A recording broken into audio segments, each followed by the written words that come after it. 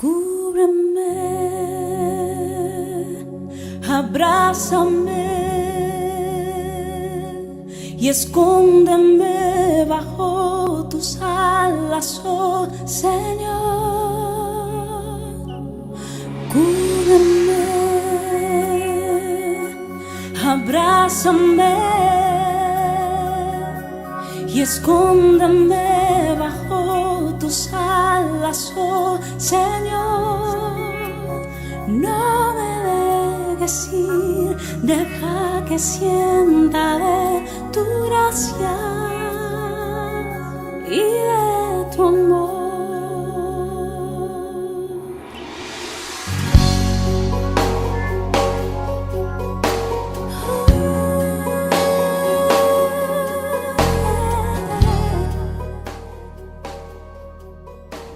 Buenas tardes, queridos amigos. Cada semana te digo lo mismo. Has escogido el mejor canal, Costa Noroeste, y el mejor programa, Sembrando Esperanza.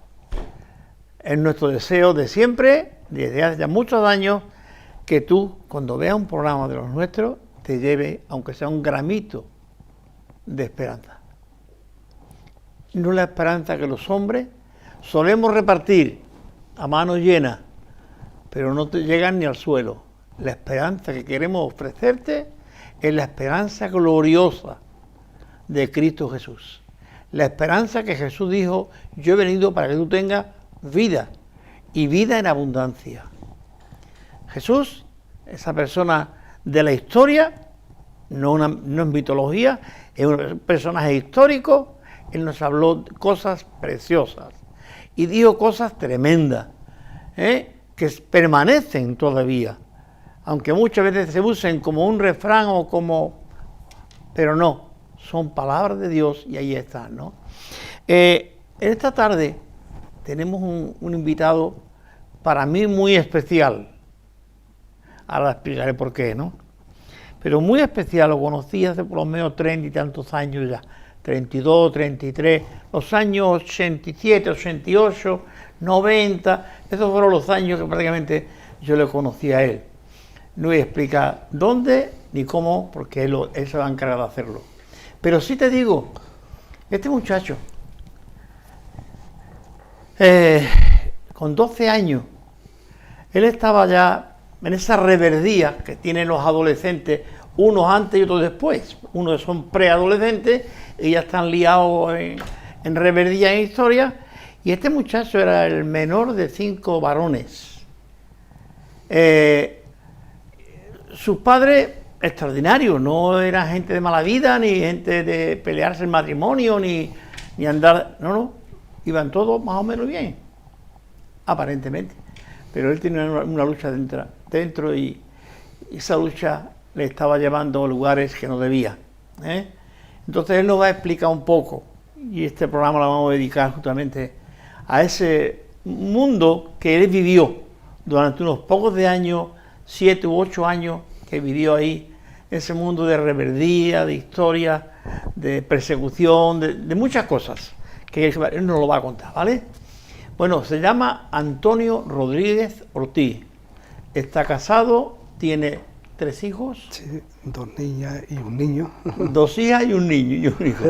Y te metieron un nieto, ¿no? Sí, tengo 3 nietos. 3 nietos tiene ya, así que ya un abuelete también. Aunque es muy joven, pero tiene un abuelete. La verdad es, yo le conocí cuando tenía como 19 años, aproximadamente, quiero creer. Y no era mal muchacho, pero lo que yo no sabía es lo que tenía detrás, ¿vale? Así que, Antonio, empezamos entonces un poco. Gracias por... Yo sé que tú tienes 1000 cosas que hacer, pero bueno, te invité y me he dicho, yo voy allí a las 4. A las 4 estamos en el Tropezón para tomarnos un café. Y nos hemos visto a las 4, hemos hablado. Muchas gracias por cumplir tu palabra, de estar con nosotros y de ayudarnos en este programa a explicarnos un poco cómo ha sido tu testimonio, cómo fue tu vida y cómo fue más tarde, ¿vale? Porque lo haremos, intentaremos, querido amigo, tener 2 programas. Porque es que esto me tiene mucho más que decir. Tendríamos un culebrón con él. pero no vamos a buscar la culebra ni el culebrón. Vamos a intentar hacer 2 programas para que ustedes vean lo que Dios puede hacer en una vida. Así es que, Antonio, bienvenido, gracias por prestarte a este programa y que sea de bendición tus palabras para todo el que te oiga, ¿vale? Sí. Bueno, primeramente, Pepe, es un placer estar aquí y de gratitud, porque en verdad el que bien agradecido es bien nacido, y estoy aquí no por fuerza, sino de agradecimiento. Siempre, las veces que nos hemos visto, siempre me he acordado de ti, siempre, porque me acuerdo de la cantera donde salí. Y allí estuviste en esa cantera predicando el Evangelio, y gracias a esa siembra soy lo que soy. Hoy aquí hoy. Pero hoy vamos a hablar, como me has dicho, de lo que me llevó ahí, a esa cantera. ¿Sabéis? Hay un texto de la carta a los Hebreos muy bonito. Dice, y Jesús dijo en otro momento, tuve hambre y me diste de comer, tuve sed y me diste de beber, estuve en la cárcel y me visitasteis, enfermo. Sí, este hombre, te lo digo ahora, yo le conocí en la prisión de Jerez, cumpliendo una condena muy larga por lo visto, pero que Dios tiene misericordia de él y lo sacó antes. Pero bueno, entró con las tripas hechas, aquí va a estar tantos años como los que tenía. 19 tenía y 19 de condena. Así es que, fijaros, no sé si ya habrías salido tú de la cárcel, ¿no? Ya tú habrías salido si cumpliste los 19. Sí. Fuera. Bien, pues ese es el tema de este hombre. Vamos a hablar hoy un poco de cómo llegó él a ese lugar, ¿no? ¿Qué le llevó? Antonio, hemos dicho que con 12 años tú estabas picoteando o haciendo las tonterías propias de un preadolescente, porque tú ya casi no lo eras. Has dicho muy bien, el que estaba en la adolescencia y con mucha inquietud. Y ahí nos cogió los años 80, en el cambio, años 70, 80, el cambio que vino a España. Y nos cogió en esa marea, en ese círculo que todo el que en él entraba, pues salir después era muy difícil. Y en ese círculo, pues primeramente, pues era el círculo de la delincuencia. Y yo me metí con 11, 12, ya estaba metido ahí, en ese círculo. Las películas que se llaman del Torete, del Vaquilla, los chichos ya venían predicándolo, la cárcel, y eso es lo que nos metimos muchos jóvenes en ese lío, no sin buscar nada, simplemente el cambio que venía a España, y vino con esa corriente que entró en España y nos cogió, como a tantos amigos míos que murieron en el camino, y otros que se han quedado parados, y otros, muy poquitos, se ven que han salido de aquella época. Y los que han salido, pues damos gloria a Dios que estamos aquí al frente y podemos contarlo. Y bueno, empecé en esos 12, 13 años con una rebeldía que era imparable en mí. No era por motivo de la droga, no era por motivo de la anfetamina que en aquellos tiempos que había, el cannabis. Era una inquietud, una rebeldía que yo tenía dentro de mí, que no sabía cómo manejarla. Yo era el más pequeño de mis hermanos. Mis hermanos estaban todos situados, trabajando, estaban todos con sus negocios, y le iban muy bien, y yo era ahí como el último de la fila, y estaba que siempre me quedaba atrás. Y entonces pues me involucré en esa marea que entró en España, y ya empezaba con 12, 13 años, empezaba ya a robar coches, robar motos, y muy corta edad, y a meterme a robar, a delinquir en pequeñas cosas. Y bueno, y ahí mis padres, pues como buenos padres que eran, pues ya están con el Señor los dos, y intentaron de que una solución para mí, porque siempre uno de de los recursos y de las soluciones que hay para poder solucionar un problema que hay en un joven o en alguien, es sacarlo de casa, sacarlo del lugar. Y bueno, pues mis padres con buena intención me sacaron, me fui con mi abuela a Barcelona, allí parte de mi familia, de mi madre, estaban por allí, y allí empecé que si aquí abajo, a peor, porque allí, si el círculo era pequeño allí el círculo era 4 veces más. Allí chavales de mi edad, pues ya habían hecho más que yo 20 veces. Entonces mi primo era hippie, estaba en los tiempos de los hippies, se fumaba cannabis, y que yo el cannabis no me gustaba porque te dejaba tonto, y no me gustaba mucho. Pero bueno, él me usaba como sevillano, me usaba allí en la zona de Barcelona, me usaba para vender chocolate, cannabis, por las tardes. Y ahí empecé, pues bueno, a relacionarme con los delincuentes, con la gente, y en aquel tiempo, que estaba en los tiempos del tiempo del torete, de vaquilla y todo eso. Que eran símbolos para la gente. Sí, para los eso chavales. eran ídolos para Eran ídolos para nosotros. Y lo seguíamos, como hay otras cosas, ¿no? Pero, y ahí empecé, ¿no? Empecé a tocar lo que es la anfetamina, ¿eh? La anfetamina, que en Andalucía no se sabía nada de eso, y menos en mi pueblo. De Carmona. De Carmona, Sevilla. Y me traje la anfetamina y bueno, volví loco al pueblo, los pueblos alrededor, y ahí empecé a desarrollar el tema mío de la delincuencia. Y empecé ya a entrar en los calabocillos, no me podía meter preso porque era muy joven, y empecé ya a la policía ya a ir detrás de mí, a darle disgusto a mi madre ya estaba desesperada, mi padre, y bueno, ya con 16 años me fui de casa, me fui con mi mujer, que hoy, mi novia, en aquel tiempo, y me fui con ella de hippie, nos fuimos por ahí, dormíamos por ahí en los cartones, hasta un día me la quisieron comprar, unos marroquíes iban con un Mercedes, se pararon, te la compramos, yo se lo recuerdo ahora mismo, y si te hubiera vendido, cualquiera sabe dónde estaría ahora, y íbamos por ahí de hippie, y ahí ya empecé yo. Ahí, seguía lo mismo, seguía robando coches, robando cositas, aún con mi esposa no quería, pero yo por detrás hacía cositas para sobrevivir, Y ahí fue un primer flash encuentro con Dios, Ahí en un parque me estaba fumando un cannabis con mi esposa, con mi novia, y se acercó un hombre con muchos tatuajes, un chaval, y me contó su vida, que fue un reflejo de lo que me iba a pasar a mí después.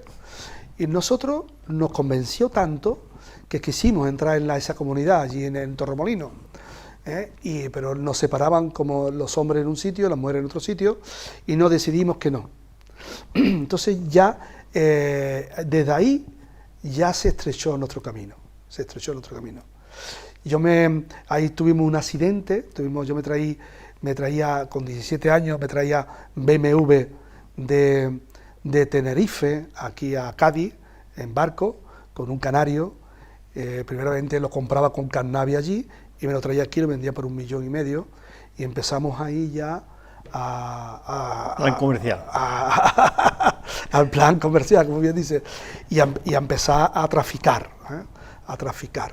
Que tú mandabas para allá 1,5 kilos de hachís y te traían un BMW. Y me traía un BMW.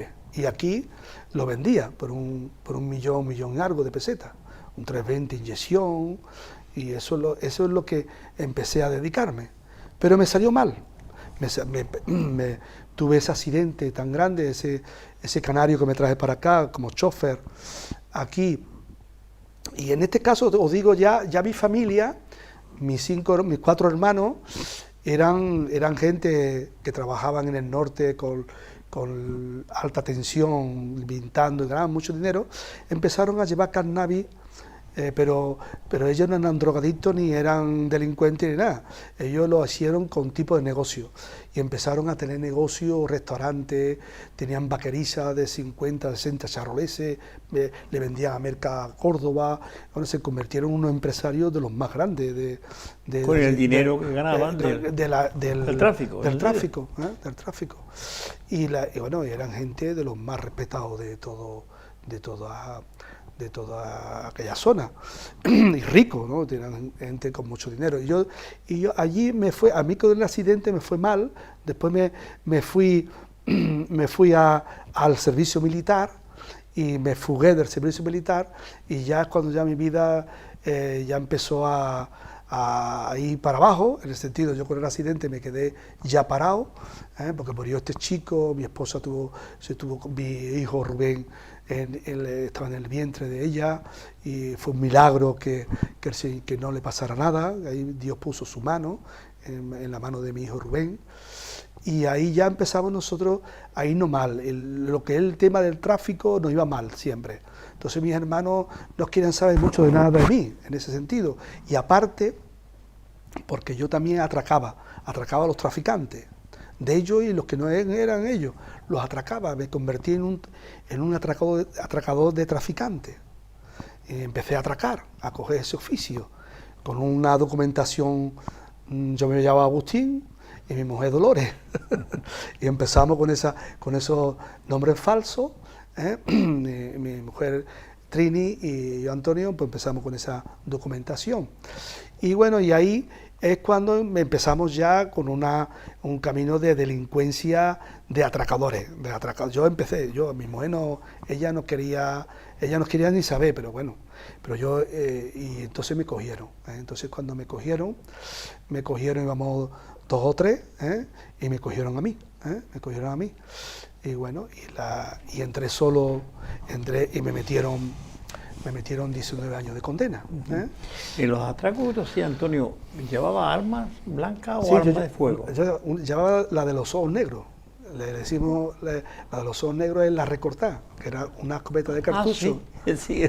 Le decíamos la de los ojos negros. Recortaba la de los ojos negros. El cañón. Yo tengo la costumbre, hago así, tiene la costumbre, yo soy zurdo.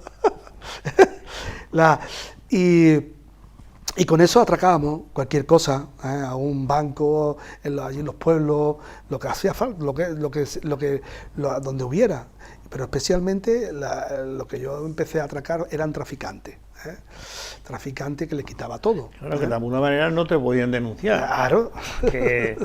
Y ahí donde sacaba mi dinero. Con el accidente mi mujer estuvo en el hospital, yo no podía entrar en el hospital.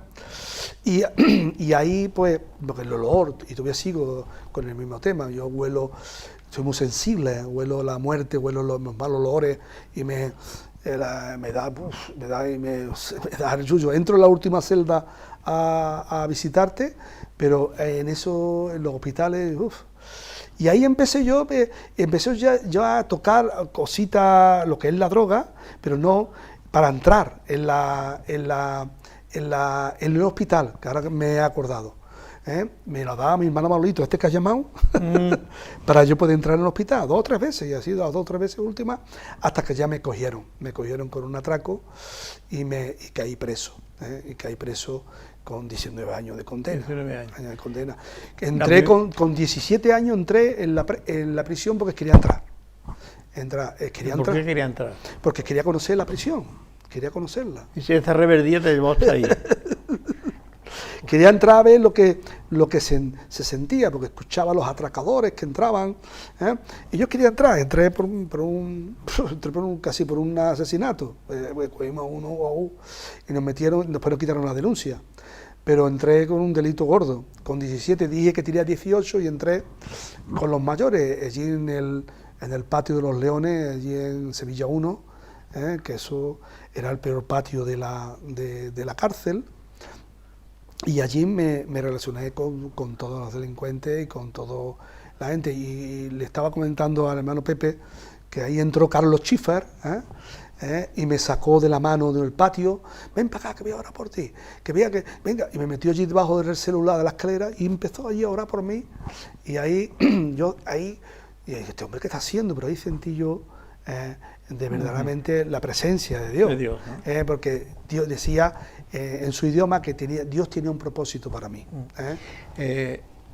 Quería decirle a nuestros oyentes o televidentes que Carlos Schiffer era un suizo que vino a Sevilla, se casó con una sevillana cuando era jovencito, y él venía, sube más tarde, porque yo le conocía a él, ya muy mayor, pero que muy mayor. Él venía a Sanlúcar, él vendía la máquina de escribir Olivetti, Hispano Olivetti. Y entonces yo tenía una y él me dijo, esa la vendía yo. Venía por los pueblos y iba vendiendo el hombre las máquinas. Y ese hombre era cristiano y evangélico y se dedicó a visitar prisiones, a repartir Nuevos Testamentos. Y se iba al cementerio en Sevilla, y cuando había un entierro, él repartía Nuevos Testamentos y Evangelio de San Juan a todos los que iban allí a los funerales. Y sí, yo le conocí a él, era un hombre muy agradable, y la verdad que fue una bendición para mí mismo, fue una gran bendición, ayudándome cuando yo no disponía de Nuevos Testamentos gratis. Él me pasaba un par de cajitas, que ya era un montón, y ya yo tenía para repartírselo a los presos. Así es que, hombre, doy testimonio de que efectivamente este hombre tenía esa manera. Sí, todos los taxistas de Sevilla lo conocían. Muy imponente, sí. Muy fervoroso. A mí me dio hasta miedo. Me metió allí debajo y allí me metió ahí, a ver a este... ahora por ti. Ahora por mí. Y Dios eso, escuchó. Claro. Dios escuchó. Y ahí fue la tercera intervención que Dios tuvo conmigo en Torremolinos, después el accidente, después ahí con este hombre. Y bueno... ¿Y después de eso qué pasó, Antonio? Después de eso vi cuando ya la cárcel me dolió. Ya la cárcel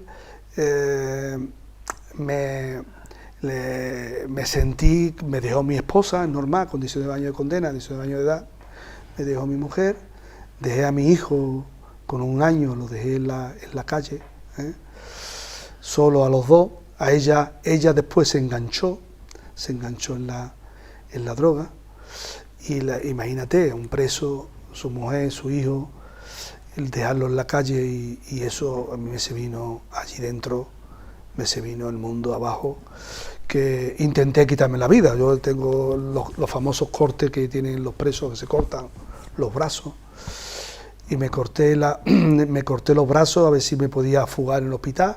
Iba chorreando en sangre, bajando del celular de Sevilla 1, y se acerca un funcionario que era muy famoso allí en Sevilla 1, y muy grande, una mano que tenía el hombre, y me vio, ven para acá, y cogió y me dice, ¿quién eres tú para quitarte la vida que Dios te dio? Me hace ¡bam!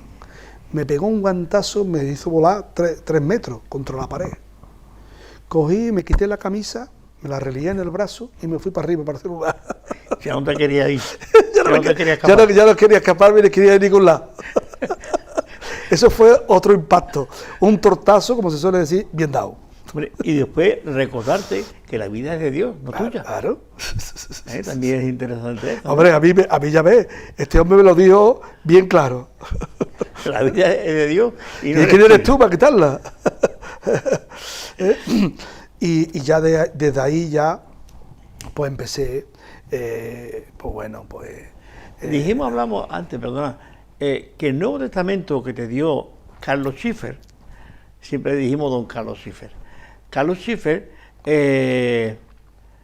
tú lo usabas, y eso lo recuerdo yo que también en Jerez, lo usaban los presos, las hojitas, como eran muy finitas, lo usaban para fumar los porros, porque no había papel de fumar, es lo que usamos. Primero había unas primeras hojillas que eran en blanco, que eran las mejores, pero después yo tenía el Nuevo Testamento, lo tenía a la mitad, porque los demás me lo había fumado de cannabis, me lo había fumado. Eso era allí, el papel de fumar de los presos eran los Nuevos Testamentos de los Gedeones.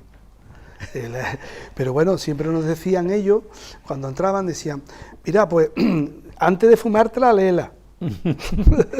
Una solución. Antes de quemar la hojita con el porro, léela primero. Léela primero. A ver qué te dice. Interesante, interesante.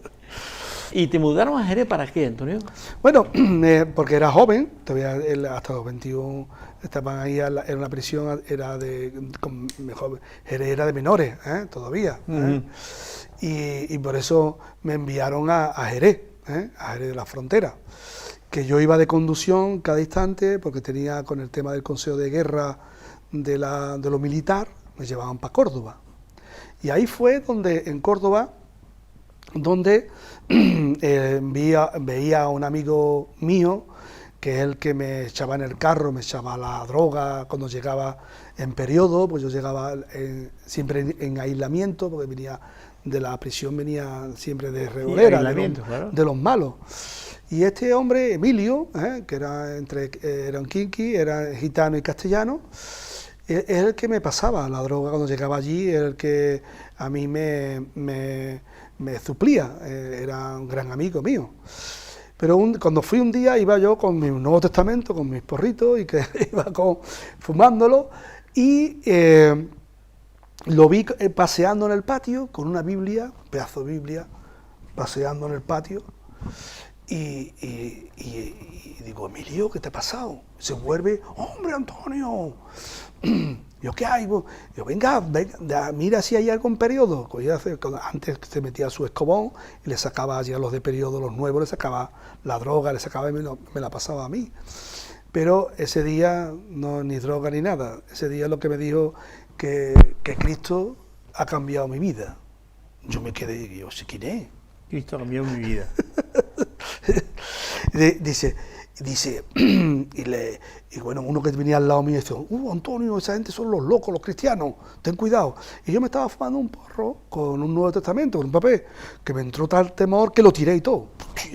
Eso me dejó a mí un poco de ver a ese chico cambiado, su rostro, era un cambio.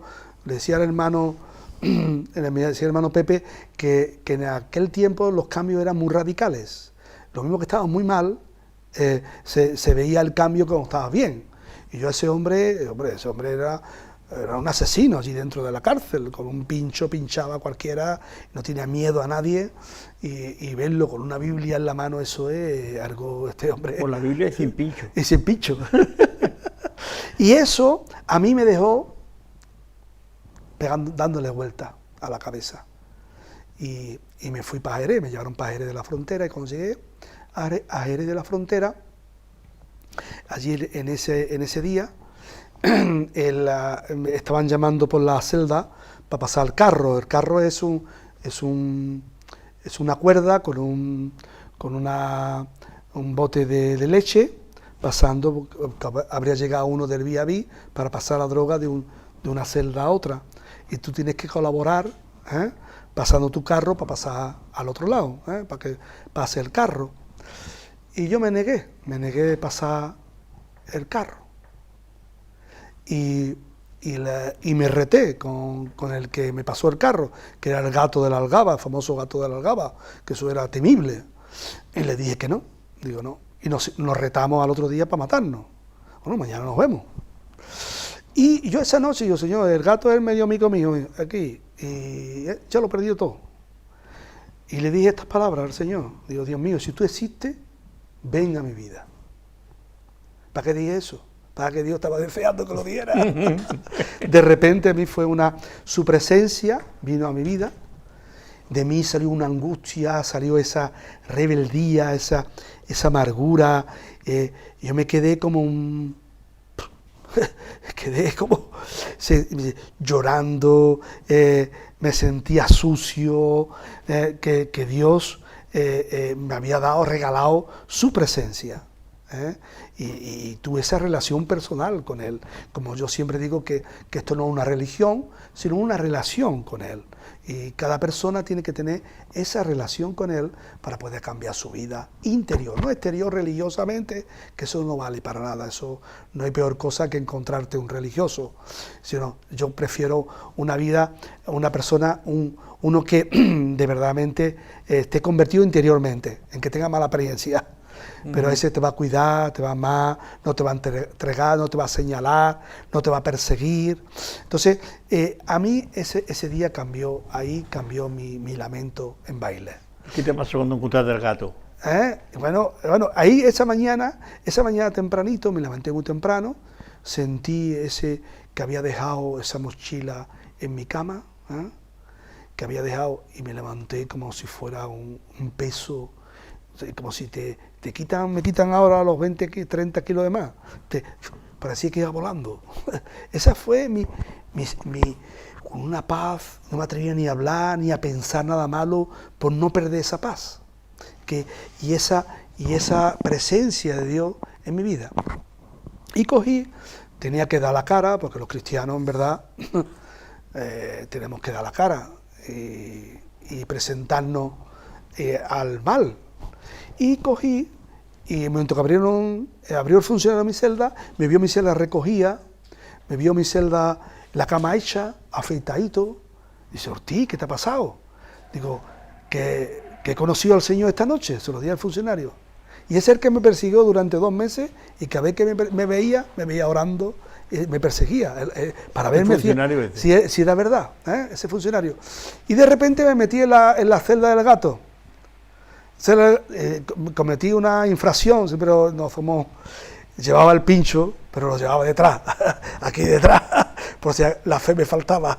Ahí cometí, pero bueno, era primerizo. Y lo cogí acostado, y me dice, por favor, Antonio, no me mate. Digo, no te voy a matar. He conocido a Dios esta noche, y no te voy a matar. Hasta ahí. Tenía el pelo largo, bajamos al patio, y me peleé al cero. Y ahí estaba con mi Nuevo Testamento, la mitad que me quedaba, leyendo en una esquina del patio. Pelado al cero, y llegó Antonio Canete, Antonio de Badajoz. Martínez Caro. Entró y me vio, dice, ¿tú que eres cristiano? Sí, me he convertido esta noche. Así se lo dije. Dijo, venga, vamos a predicar. Me dio una manopla, porque era boxeador, y lo pusimos a hacer deporte con la manopla, y nos duchamos, nos poníamos después en un rincón a leer la palabra, y ese patio, el patio 2, se convirtió entero. En el comedor cantábamos, alabamos al Señor.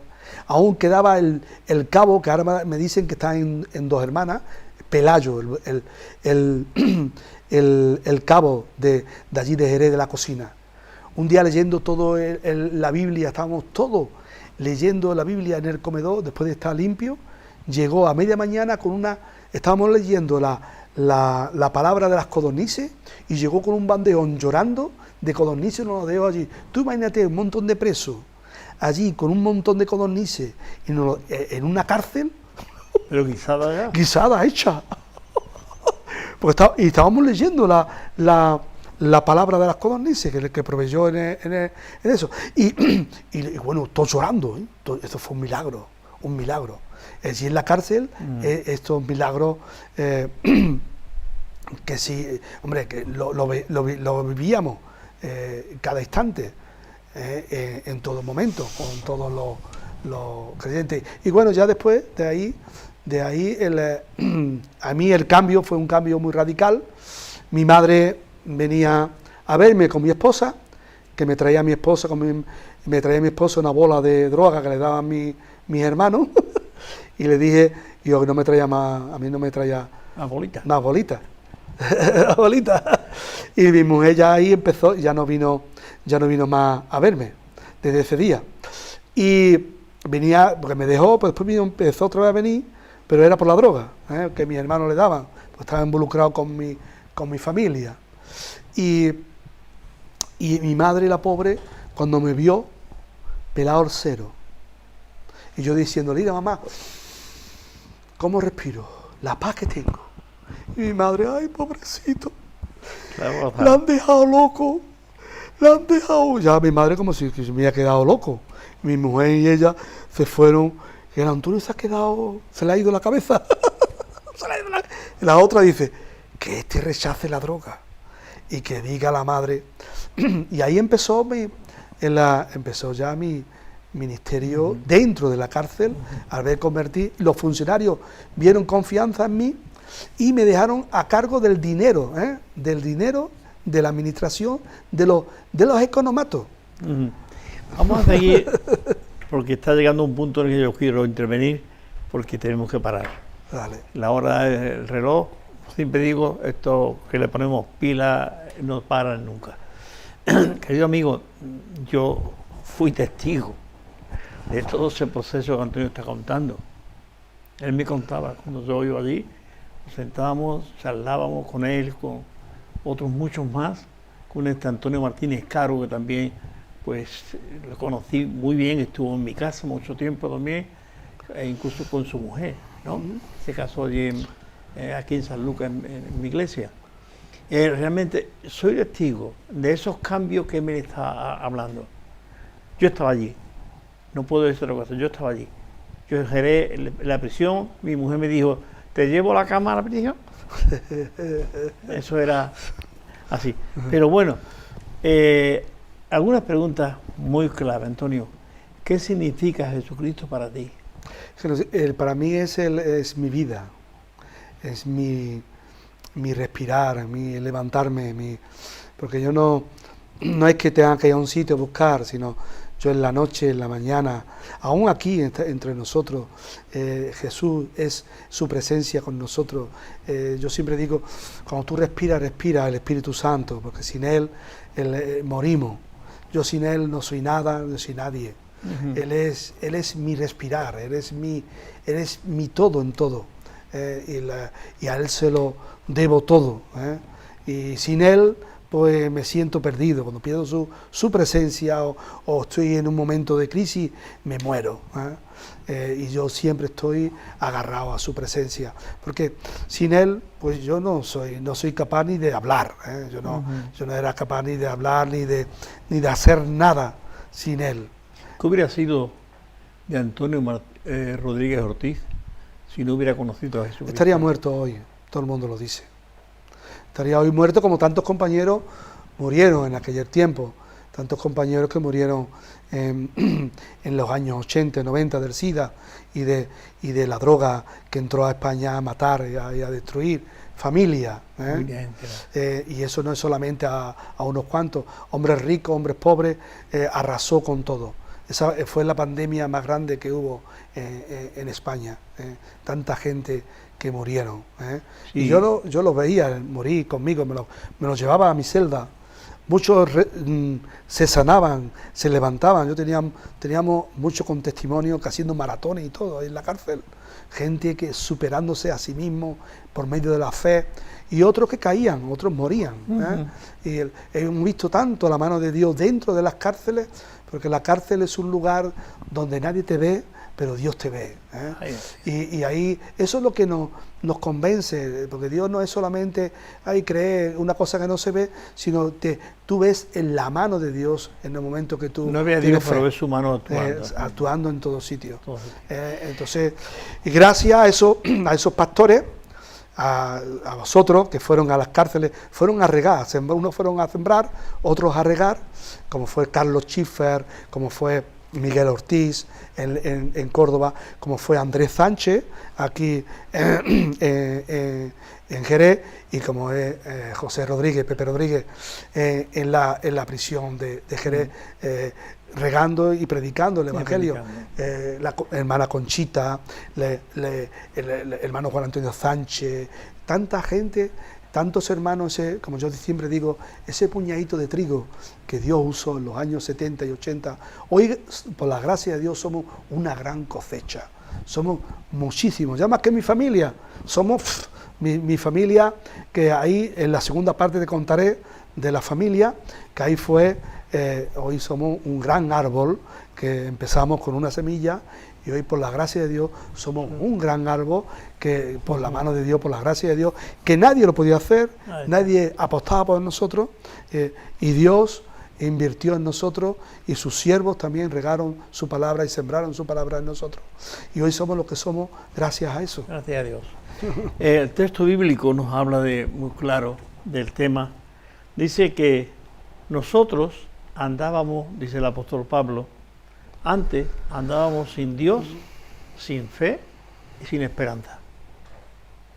¿Qué esperanza tenías tú cuando tenías 18, 19 años? Cuando te condenaron a 19 años de prisión. ¿Qué esperanza? Ninguna, la muerte. La muerte. La muerte no me importaba, morir. No me importaba. No, eso para mí, eso que es uno de los temas que perseguimos en la cárcel, el suicidio, que es un tema que hoy también en la sociedad, el tema del suicidio es un tema que los cristianos estamos ahí siempre detrás, porque el Señor está detrás, el diablo está detrás robando y matando a la familia, pero Jesús está ahí salvando a muchos. ¿Hay algún texto bíblico que a ti te haya sido como, vamos a decir, la muleta en el que tú has ido a refugiarte siempre? Un texto bíblico que diga, mira, oye, pues Juan 3:16, por ejemplo, ¿no? Bueno, ¿hay algún texto bíblico en el que tú digas, no, yo cuando me sentí mal y el Señor, tu palabra dice, y te fuiste a buscar el texto ese, ¿no? ¿Hay algún texto o una porción de la Biblia que a ti te haya ayudado de una manera muy especial? A ver, la Escritura está llena de experiencia para tu vida diaria, de gente, de hermanos y apóstoles que han escrito su experiencia a través del Espíritu Santo, como la estamos escribiendo nosotros, porque nosotros somos ahora esas huellas de esos que nos presidieron. Y tú vives las mismas experiencias que ellos. Yo he vivido la misma experiencia que he podido leer en la Biblia, la he vivido en la cárcel y fuera de la cárcel, he visto la mano de Dios. Pero a mí, una de las cosas que a mí, en las palabras que ha recitado antes, en Mateo 25, 35, en la cárcel y vinisteis a mí. Eso, para mí, que el mundo me dejó, la gente me dejaron, que no había solución, pero el Señor vino a mí. Vino a mi vida. Entonces eso, para mí, cuando todo el mundo te deja y el Señor viene por ti al pozo cenagoso, y Él viene a darte la mano, decirte, yo estoy aquí. Y Él deseando simplemente, como yo dije, si tú estás ahí, si tú es verdad que estás ahí, ven a mi vida. Lo reté. Y el Señor, ¿qué quiere? Pues aquí estoy. Estaba deseando que lo dijera. Y esa palabra, yo he escuchado a muchos hermanos que por esa palabra que le han dicho al Señor, y el Señor ha venido a su vida. Porque le han dicho de corazón, cuando han estado ya en el borde, porque la breva ha estado ya a punto de caer, que ya estaba en su tiempo. Porque hay mucha gente que dice que no, porque tú no estás a tu tiempo, pero todo tiene su tiempo. Y el tiempo para mí fue ese. Y para mí fue el día más feliz de mi vida. Bueno, dile tú a la gente que te están viendo algo que impacte en su vida o algo que le diga algo. Hombre, yo lo que sí, que prueben a Dios. Reten a Dios, desafíen a Dios. Claro, lo prueben y le digan, que hablen con Él. Que primeramente le digan al Señor, ayúdame a creer. Sean sinceros delante del Señor, es como estamos aquí hablando. No se va a hacer una repetición ni nada, ni a hacer un rito.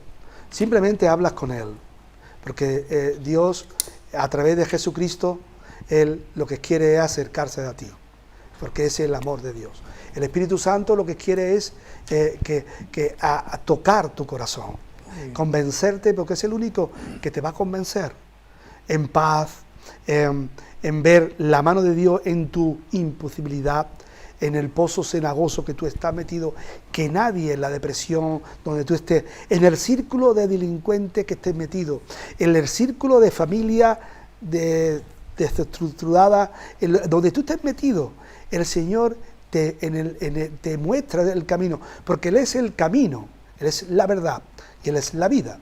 Entonces, el hablar con Él, decirle, ven a mi vida, porque sí, hay una iglesia, te puede ayudar ese día, y te dicen, te hacen, o ir a una misa, o ir a un culto, o ir a donde tú quieras ir, pero nosotros te estamos hablando de una relación personal con el Señor, y tú en la mañana, en el respirar, antes que los pájaros canten, antes que la estrella de la mañana se vaya, ponte en comunión con tu Padre, que está deseando, tu Padre Celestial, a través de Jesucristo, que fue el que pagó el precio en la prensa de la cruz del Calvario, y esa sangre preciosa es la que te cubre, te limpia, y su palabra te purifica, y eso lo tienes que experimentar tú.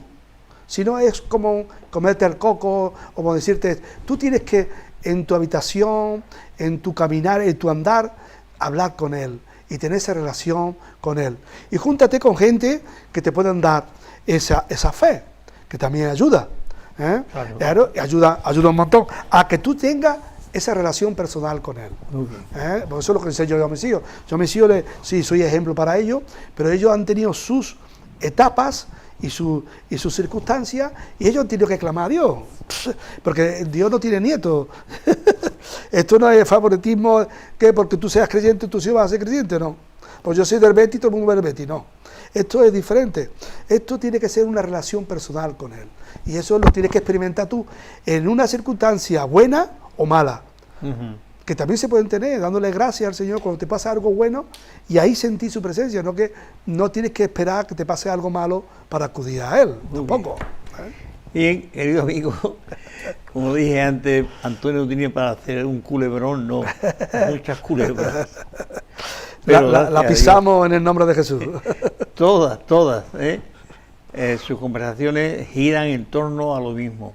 Su experiencia personal, su experiencia transformadora, ha hecho un hombre nuevo.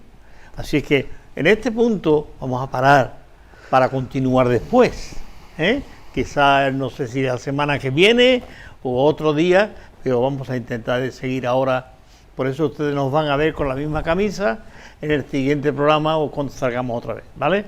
Pero sí quería decirte que, oye, lo mismo que la Biblia transformó la vida de Antonio Rodríguez Ortiz, un delincuente, un rebelde, un atracador, pues un presidiario, tenemos que decirlo, un hombre condenado, todo eso. La palabra de Dios, Jesucristo, el Hijo de Dios, transformó su vida, cambió su vida, e igualmente puede cambiar la tuya. Quizás tú no eres tan malo como él, porque él era muy malo, por lo visto llegó muy lejos. Quizás tú no estás solamente al principio, pues párate ahí y no llegues tan lejos, ¿vale? Párate y pídeme la Biblia, si es que no la tiene, y yo te la voy a regalar. Si la tiene, ponte a leerla. A partir de hoy yo voy a leer la Biblia, si quiere empezando por el principio o empezando por el libro de los Salmos, que es el que está en el centro. Y es un libro precioso que ayuda en todas las circunstancias que tú estés, el libro de los Salmos te va a ayudar. Que no, vete al Nuevo Testamento, empieza por Mateo o el Evangelio de Juan, que tú quieras, pero te lo estoy invitando para que lo leas. Y estoy regalando este librito, que ya he regalado más de uno, Jesús. Es un libro muy sencillito, muy simple, y nos habla de la vida de Jesús. Y yo creo que quien me lo ha pedido, lo ha leído, y dice, oye, esto es oro puro, así. No es más que los evangelios, cuidado, porque aquí habla de los evangelios, traído al lenguaje no popular, sino como si Jesús estuviese escribiendo el libro. Pero es muy interesante. Así es que Sembrando Esperanza se despide hasta la semana que viene. Dios te bendiga, los números salen por ahí, los días que se emite el programa sale ahora abajo, así que Dios te bendiga y nos vemos la semana que viene, ¿de acuerdo?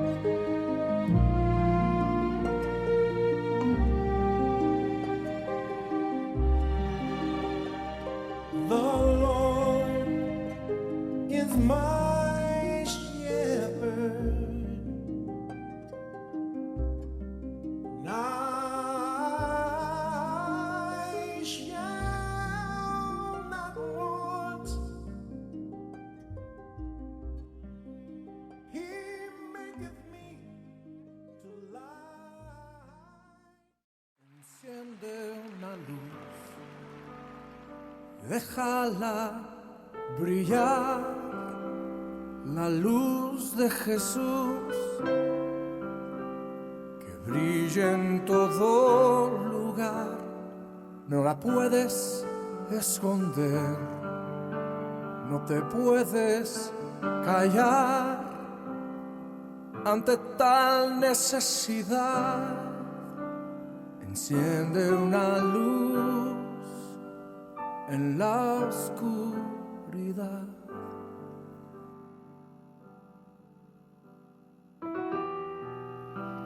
En el mundo hay más del 40% de la población total que no han escuchado el nombre de Jesús. Esto representa 2.4 mil millones de gentes. No lo han oído ni en una canción, no lo han leído en sus libros de historia. La mayoría ni tiene libros de historia porque ni tienen alfabeto. Una gran parte de ellos son las etnias que viven aislados de la sociedad, en las montañas y en los desiertos del mundo, marginados y olvidados por los demás. Mientras que la iglesia del Señor perdemos el tiempo en discusiones, pleitos y divisiones, estos miles de millones se van a una eternidad sin Jesús. ¿Qué vamos a hacer tú y yo? ¿Seremos la generación que lleve el mensaje de esperanza? Entonces, enciende una luz, déjala brillar, la luz de Jesús, que brille en todo lugar, no la puedes esconder, no te puedes callar ante tal necesidad. Enciende una luz en la oscuridad.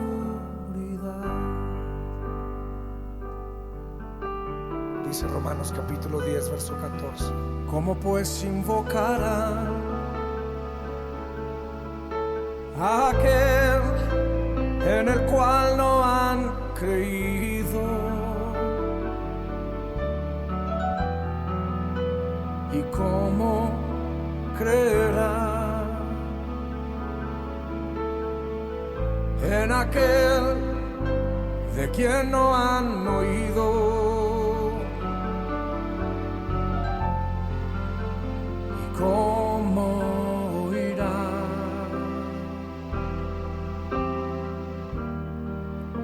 si nadie les predica?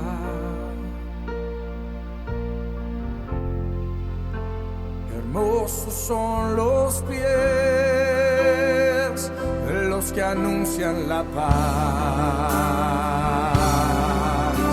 las buenas nuevas de Jesús.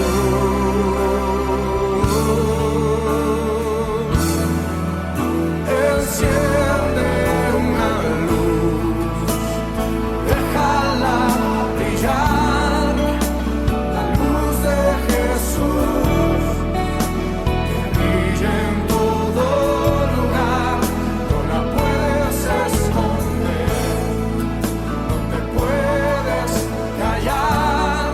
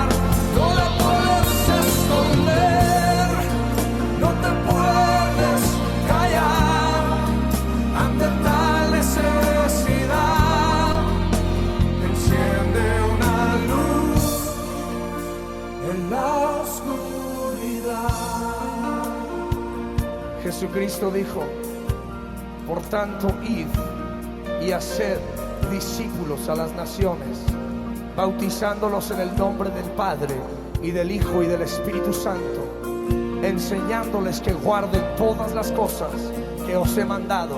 Y he aquí que yo estoy con vosotros todos los días hasta el fin del mundo. Amén.